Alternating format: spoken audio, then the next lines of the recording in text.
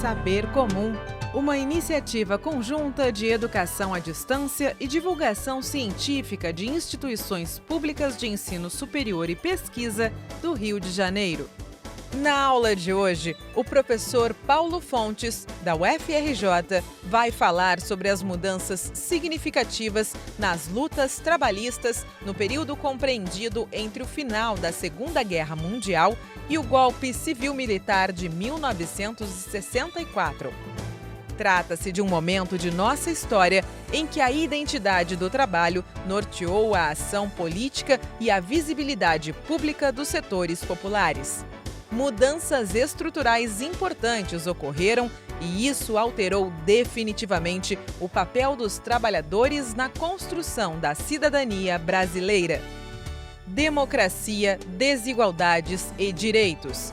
Na aula de hoje, as lutas dos trabalhadores da década de 1950 à ditadura militar. Recentemente, o sociólogo sueco Göran Terborg escreveu um artigo onde ele dizia que o século XX foi o século da classe trabalhadora, onde a classe trabalhadora teve uma presença pública, um reconhecimento social e político como nunca antes havia acontecido. No Brasil não foi diferente. A gente pode dizer que o período que se inicia particularmente a partir das famosas greves de 1917 até os anos 90, pelo menos, a identidade do trabalho, do trabalhador e as organizações sociais e políticas que se organizaram em torno dessa identidade foram o esteio principal, foram a coluna vertebral principal da ação política dos setores subalternos, das classes populares. Ou seja, a identidade do trabalho, a identidade como trabalhador, norteou muito da ação política e da visibilidade pública dos setores populares ao longo do século XX. Na aula de hoje, a gente vai pegar um período, vai tentar analisar um período onde essa presença é particularmente importante, é particularmente visível e impacta fortemente a vida política e a vida social do país, que é justamente esse período entre o final da Segunda Guerra Mundial, que também é o período do final da ditadura do Estado Novo, da ditadura varguista, e o golpe militar de 64, que é o início da ditadura militar, da ditadura civil-militar. Esse período, esse chamado interregno democrático, é um período particularmente interessante para a gente procurar entender o papel dos trabalhadores na história, a relação desses trabalhadores com a luta por direitos e com a construção da cidadania no nosso país. E é disso que nós vamos falar um pouquinho aqui hoje. Então, nesse período, é nesse contexto que a gente tem um processo, eu diria, de reformação da classe trabalhadora. Vamos tentar entender alguns aspectos desse contexto nacional desenvolvimentista. Em primeiro lugar, a industrialização, né? Esse é um momento em que o país passa, de fato, por um forte desenvolvimento industrial. Dois símbolos, talvez, fundamentais desse desenvolvimento industrial, a gente pode dizer que é a construção da Companhia Siderúrgica Nacional em Volta Redonda, um empreendimento estatal, né? Menina dos olhos do governo varguista, né? Ele começa no Estado Novo, né, a inauguração da CSN em 41, mas ele atinge pleno desenvolvimento nos anos posteriores.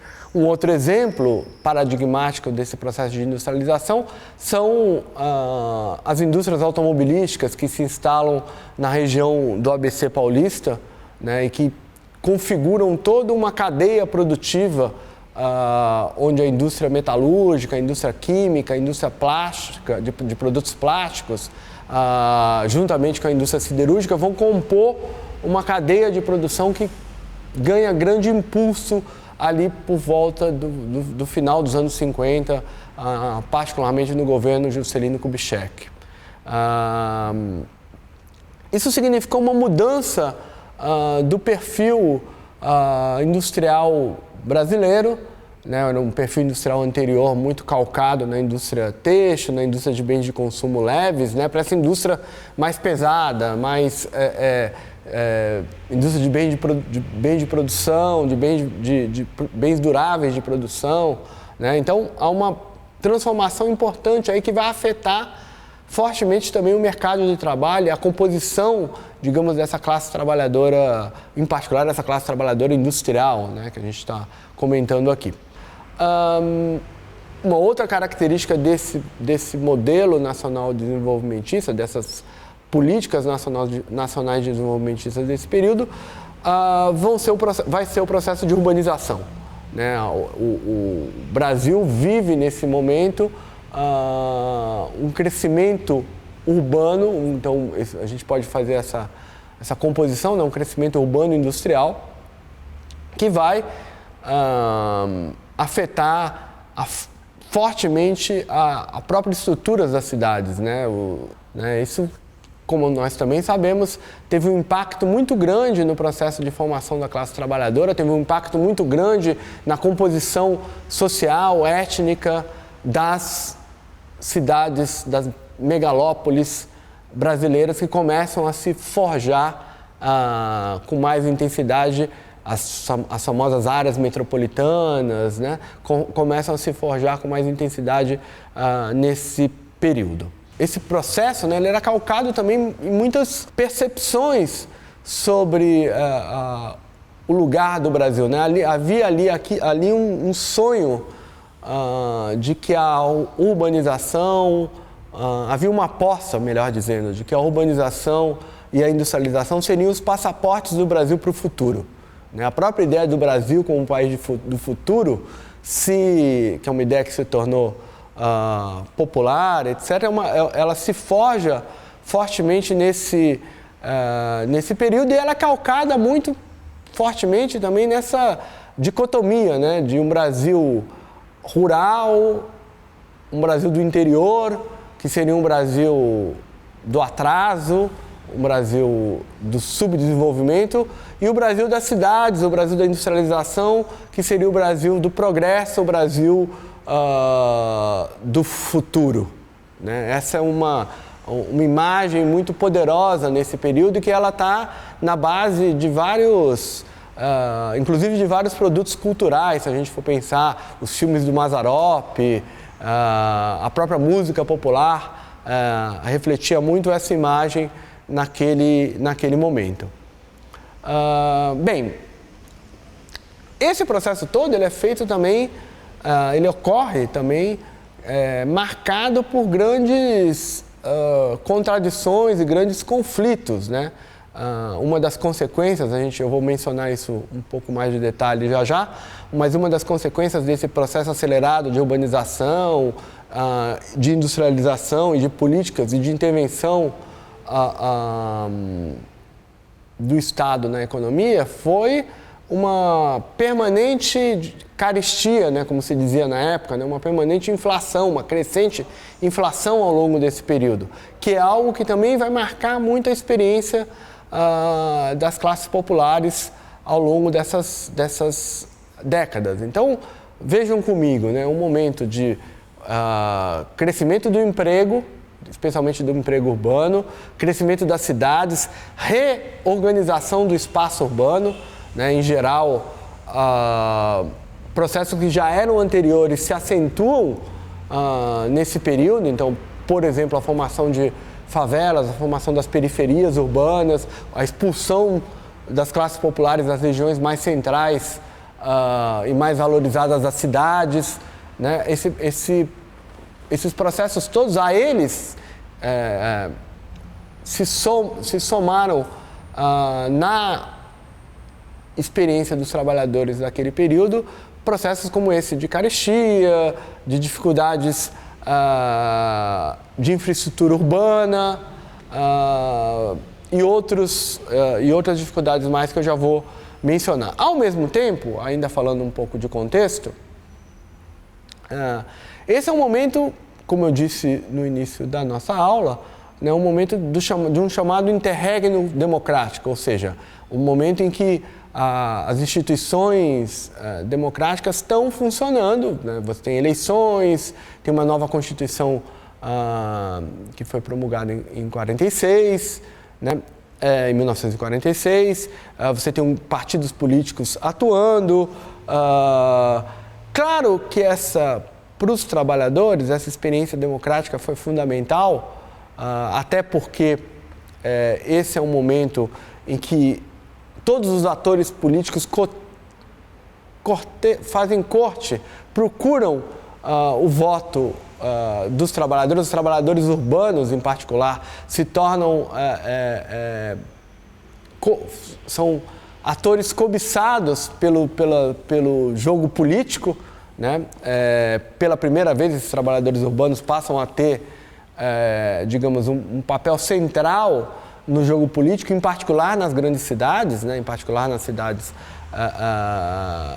maiores, né? Só para dar um dado, né? Em 1930, na eleição presidencial de 1930, 1 milhão de eleitores votaram, né? Tiveram direito de voto, né?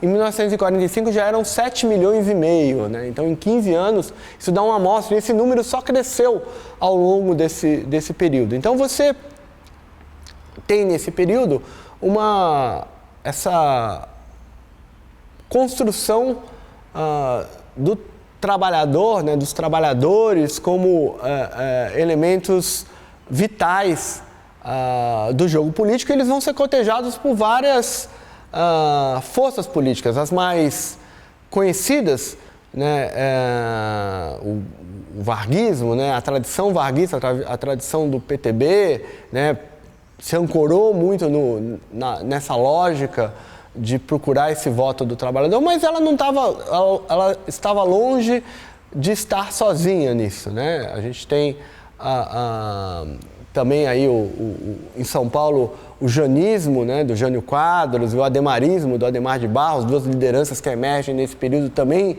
vão ter uma relação forte com esse voto popular, digamos assim, mas mesmo os partidos mais conservadores como a UDN sabiam que não podiam atuar no jogo político sem algum tipo de relação com o universo do trabalho, com o universo e com as demandas dos trabalhadores. O Carlos Lacerda mesmo no Rio de Janeiro, apesar de ser um político com apoio particularmente forte entre os setores médios e altos da sociedade, ainda assim ele procurou estruturar uma base popular ao longo desse período.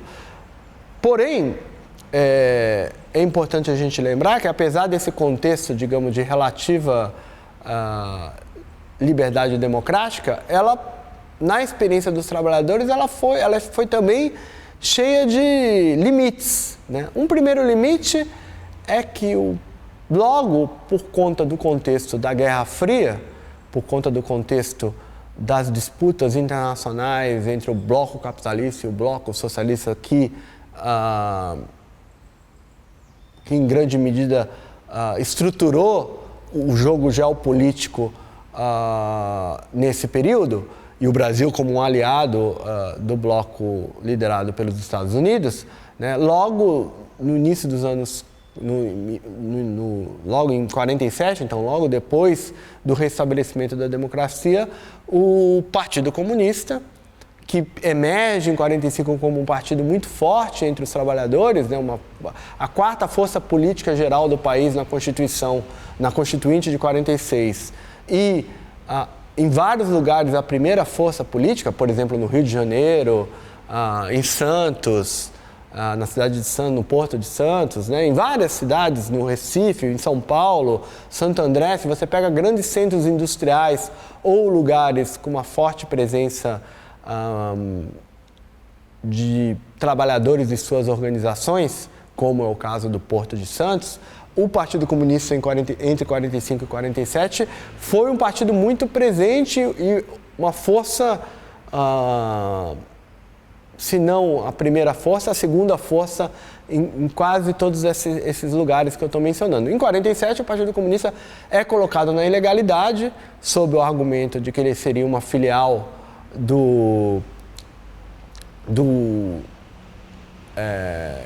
da União Soviética, né, dos interesses da União Soviética, e essa ilegalidade do Partido Comunista muda o jogo político, porque retira do jogo político, do jogo democrático, um ator que era um ator fortemente vinculado ao universo do trabalho, e um ator com capacidade organizativa e potencial de crescimento muito grande, né? O Partido Comunista continua atuando na ilegalidade durante todos esses anos, em alguns momentos mais ilegal, em alguns momentos mais perseguido, em outros menos, mas a retirada dele do jogo político como o Partido Comunista, vários candidatos comunistas se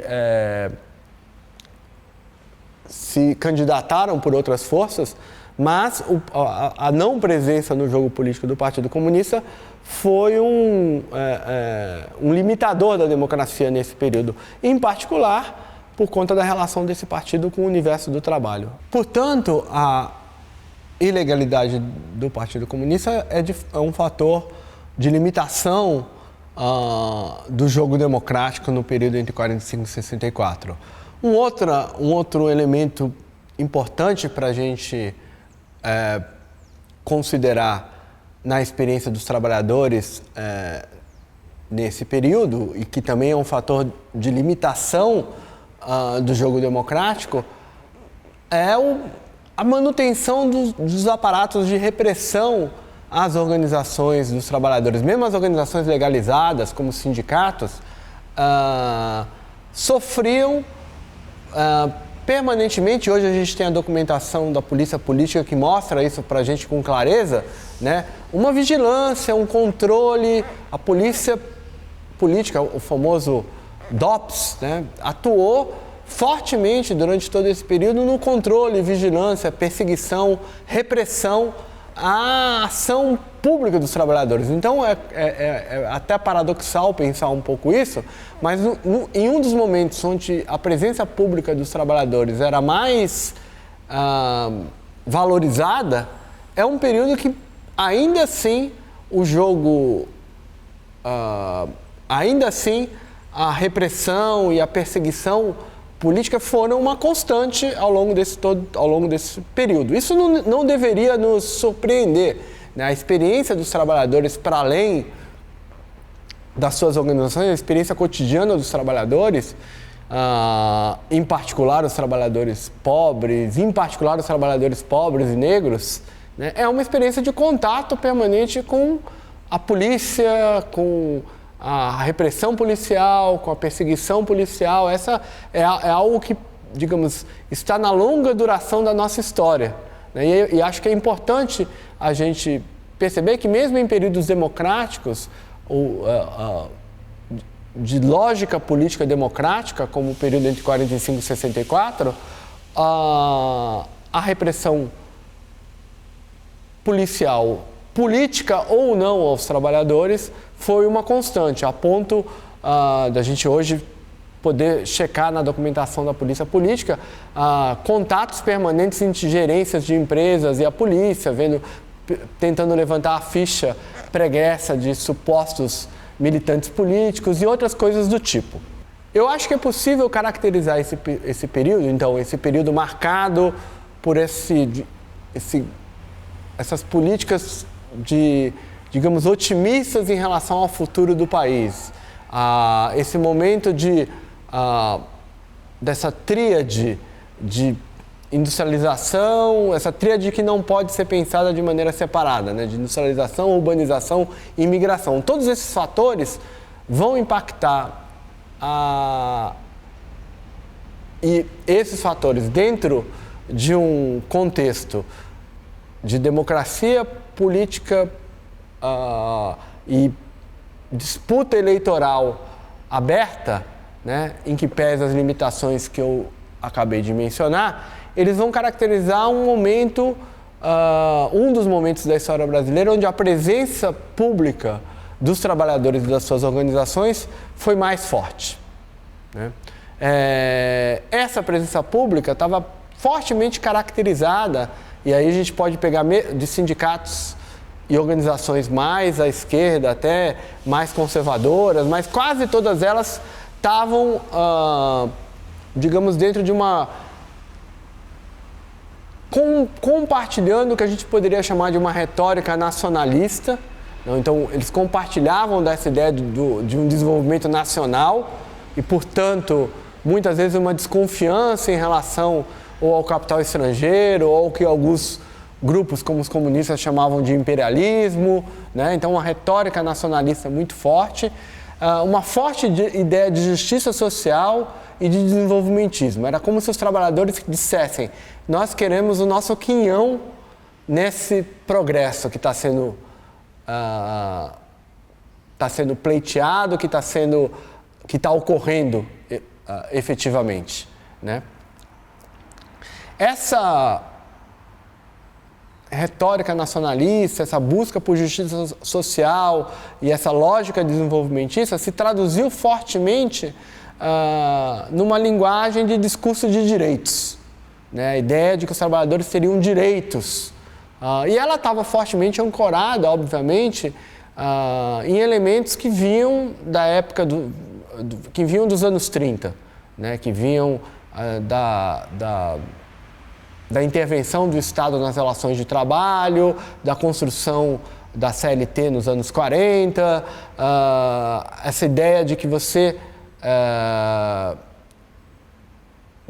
que a lei deve estar a favor dos trabalhadores, né? Uma consciência legal de direitos, como alguns autores já chamaram, né? Essa é uma característica importante da cultura dos trabalhadores nesse período, e que me parece uma cultura que tem uma longa duração. Ela, em alguma medida, dura até, apesar de todas as pancadas que a legislação e que os trabalhadores levaram ao longo desse período todo, ela ainda está presente na cultura da classe trabalhadora no Brasil, né? Portanto,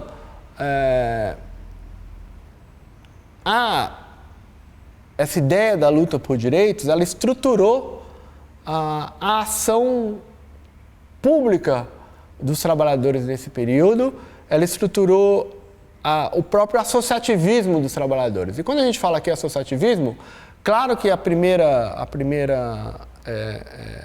primeiro tipo de organização que vem às nossas mentes são os sindicatos, né? Os sindicatos foram, de fato, organizações muito potentes nesse período, né? Em particular o movimento sindical urbano, né? Era um movimento sindical, apesar dessa potência, com algumas limitações. Né? Ele estava mais estruturado nos setores industriais ou do transporte, né? Eram as áreas onde o sindicalismo tendeu a ser mais forte, né? Mas, de toda forma, esse sindicalismo conseguiu estruturar, apesar das próprias limitações que a legislação trabalhista impunha, né? O sindicalismo tinha várias amarras criadas pelo próprio pelo Estado, pelo controle estatal, mas eu diria que boa parte do sindicalismo ao longo desse período soube e procurou, dentro dessas limitações, criar formas de ação e organizativas que procurassem, enfim, defender os interesses dos trabalhadores dentro um pouco dessa lógica política que eu mencionei agora há pouco para vocês, né? Da luta pelos direitos, de uma retórica nacionalista, de uma tentativa de partilhar o desenvolvimento que o nacional desenvolvimentismo parecia proporcionar. Mas os sindicatos não são os únicos. Antes disso, aliás, apesar dessas limitações, os sindicatos, de certa forma, também compunham uma espécie de horizonte organizativo para os sindicatos mais organizados compunham uma espécie de horizonte a ser atingido por outras categorias menos organizadas. Então havia um certo efeito, digamos, um círculo virtuoso, em alguma medida, de tentativa de categorias menos organizadas se espelhar em categorias mais organizadas, e isso acabou criando, especialmente ali no final dos anos 50, início dos anos 60, uma presença pública dos sindicatos, talvez pela primeira vez, de maneira nacionalizada. Esse é um momento, em, como eu falei, de grande urbanização, em que você vai ter uma série de carências urbanas e que sociedades amigos de bairros, associações de moradores, organizações em favelas emergem com bastante força, na verdade. Essas organizações que a gente poderia chamar de base territorial, especialmente nas grandes cidades, né?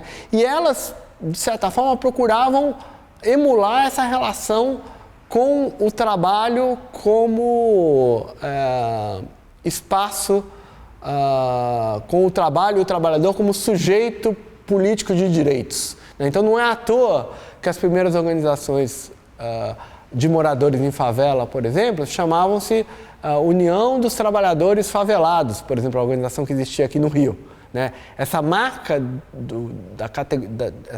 essa ideia do trabalhador, essa ideia que a gente pode chamar classista, ela era muito forte quando relacionada à ideia de direitos. Né? Esses repertórios organizativos, né, vão estar fortemente calcados numa forte ação coletiva. O número de greves, o número de manifestações públicas, uma politização, digamos assim, de vastos setores dos trabalhadores organizados, né? Uma presença pública na praça, mas também um início, uma forte organização, uma crescente organização dentro dos lugares, dos locais de trabalho também. Tudo isso, né, confluiu no cenário público, no cenário político, confluiu no início dos anos 60, quando um governo de centro-esquerda, o governo de João Goulart, propõe uma agenda de reformas, né, uma agenda de fortes reformas, reforma agrária, reforma do trabalhista, reforma tributária, reforma universitária, uma agenda grande de reformas no sentido de maior justiça social. Vão ser os trabalhadores, né, vão ser os trabalhadores de sua organização a base principal, o eixo principal de apoio a essa agenda reformista. Né? Uma agenda reformista, como eu disse, calcada na ideia da justiça social, dentro de uma agenda nacionalista, desenvolvimentista. Né? E os embates que a gente vai ter no pré-64, que vão culminar no golpe de 64, estão diretamente ligados a essa presença dos trabalhadores na vida pública. Né? Eu diria que é a presença pública, a proximidade desses trabalhadores organizados com o poder político, né, a politização desses trabalhadores nesse período, são essas, e a sua forte organização, a sua crescente organização, eu diria que são esses os fatores fundamentais que vão provocar uma forte reação dos setores conservadores, dos setores patronais, e que vão acabar, e dos setores conservadores também nas Forças Armadas e na sociedade em geral, e que vão acabar culminando no golpe de 1º de abril de 1964, quando esse processo de ascensão organizativa e de presença pública dos trabalhadores é interrompido. É interrompido à força pela violência do golpe. Mas ele não é dizimado.